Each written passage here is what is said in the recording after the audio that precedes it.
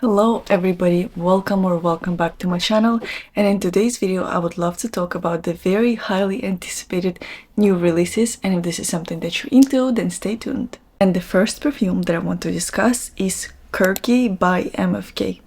And you guys know that I don't usually blind buy perfumes, but I decided to buy this perfume to review it for you and also to do decants. So if you're interested, I will be more than happy to send you a decant of your choice. And so now let's start the review. So let's start with name. This name has been getting a lot of hate, but honestly, it's not that bad. I know that this is not the most sophisticated or elegant name, and it doesn't sound like something that would come from MFK, but it is like a nostalgic, and it brings memories of childhood to the perfumer, to the creator. So if he wants to name it like that, it is his choice. It is what it is. There is nothing really wrong with it. If anything, I think this name is better than Dave, because Dave just sounds weird, and Kurky, it sounds cute. It sounds like playful and childish, but it's not that bad. It's not as bad as Dave. And so let me get into the perfume. To preface, I really liked it, but I was super worried, honestly, because looking at the notes, I thought it might be too synthetic or very juvenile smelling, but it's not. It smells really good, and it does smell very nostalgic, and it kind of smells like you're putting your nose into the candy bag, and it smells like fruity, it smells candy, it smells slightly artificial, because candies, they don't smell natural, and this perfume is not trying to be natural. It has all the synthetic notes in it, so don't expect it to smell natural. But if you like the smell of candies, if you like the smell of, sugary treats, then I feel like you will like it. And really the aspect that I like about it most is that it's airy. It's very transparent and airy type of perfume. And I think that's what makes it super wearable, and it makes it into a grown-up type of gourmand, because lots of gourmands are very thick and it's very hard to wear them, which is not the case with this. This is a very airy and transparent type of gourmand where you will find yourself, gravitating towards it on a daily basis, just because it is very easy to wear. It's not overpowering at all. And now let's talk about the notes. So in the top there's raspberry and there's peach, and I do pick up on some peach. I don't really pick up on raspberry overall. I just pick up on fruitiness in the opening. It's bright and juicy and almost like candied fruits. It doesn't really smell like natural fruits or very juicy and ripe fruits. It's more so smells like candied and slightly artificial type of fruits. And then, fruitiness, it dissipates pretty quickly, to me at least. And then, the candy smell comes forward, the note of gummy bears and fruity notes. And it all creates a very candy store type of smell. It smells like, you sprinkled sugar on some of the sweet treats that you bought in a candy shop, and that's what it kind of smells like. It's very kind of sugary and candy-like and slightly fruity. But there is one note that's really prominent throughout the wear of this perfume, and it's musk. I can probably tell you that I smell musk right from the opening. It's very musky, and I think musk really makes it more sophisticated, more elevated, and more grown up, because it kind of prevents this perfume from being overly sweet, overly cloying, and stuff like that. It kind of elevates it, which I really like. Probably you will smell candies, this candy type of smell for the first couple hours, and then it dries down to the base of vanilla and musk. And I really like this base, because it probably would be tiring to smell this candy type of smell for 6-7 hours, and that's why it kind of goes to the background, and you're left with just simple base of musk and vanilla. So overall, my impression of this perfume is very positive, and I think that if you like gourmands, but you want something slightly elevated and slightly more gourmand, but you still kind of want to smell like candy, definitely try Kurky. And I wouldn't say that this is necessarily a safe blind buy. In my opinion, it's not, because if you like gourmands, if you like a true fan of gourmands, then for you it might be too light. You might think that this is not sweet enough or gourmand enough. And if you do not like gourmands, you might think that this is too much for you. So, you know, this is like a tricky territory, and I think definitely try before you buy, like with any other perfume. And in terms of longevity and performance, it is kind of disappointing, but also it's a new perfume, so I'm not giving up on it. I don't, you know, I'm not very quick to make judgment on the performance and longevity, but I can tell you what I experienced for the last 3 days. Sillage is really bad. Like, it doesn't project at all. It stays close to skin. Like, I really don't pick up on this perfume from myself unless I spray like 4 sprays around this area, you know, back of my neck, front of my neck. It has to be really, really close to my nose for me to pick it up from myself, as like the wind, when the wind blows and when I move and things like that. If I spray, like I sprayed on the wrist like 4 times and I couldn't smell it. Like, if I don't bring up my hand up close to my nose, I don't smell it. I only can smell it if it's close to my nose.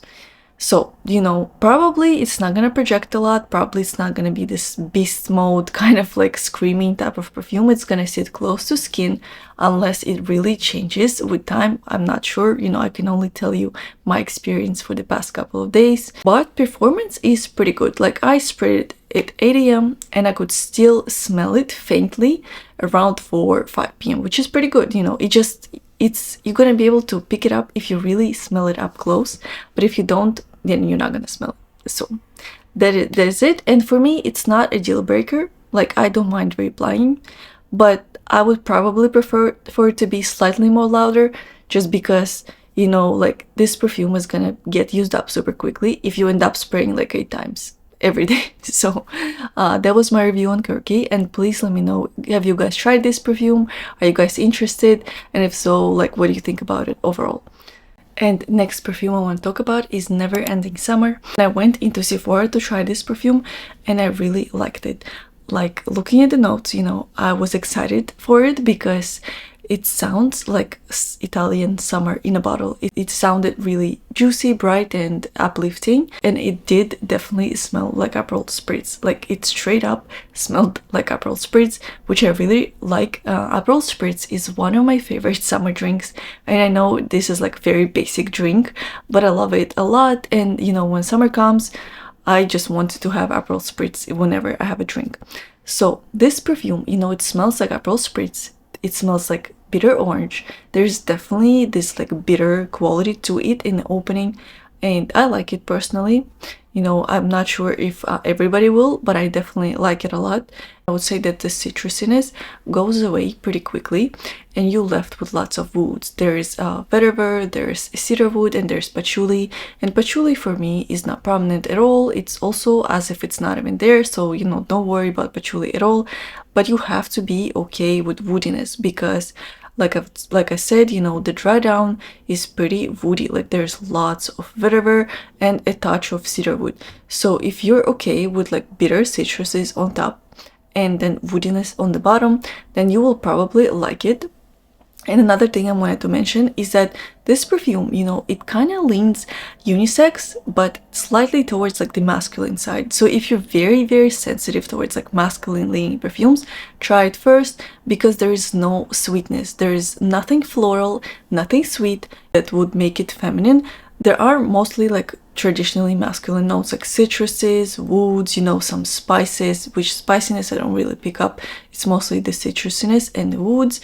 And if you, like I've said, if you find yourself very sensitive towards masculine leaning perfumes, then try it first. But if you're okay with this, you know, I would say that this is a pretty safe perfume if you like citruses. And I will probably eventually buy the travel spray for the summer because it smells really, really good. And last but not least is new perfume by Fleur that's called Rose Whip.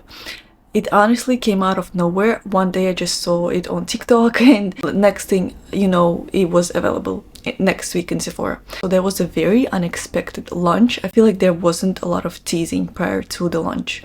And so this perfume is very, very good. Honestly, Fleur has been doing amazing new releases. Like Golden Rule and Rose Whip are probably my new two favorite perfumes from Fleur.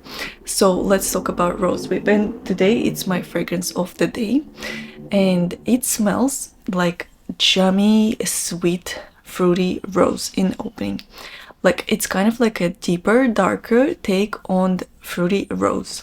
There is rose and blackcurrant in the opening, and then in the middle there is osmanthus, and that's exactly what gives me a very, very velvety and peachy feeling.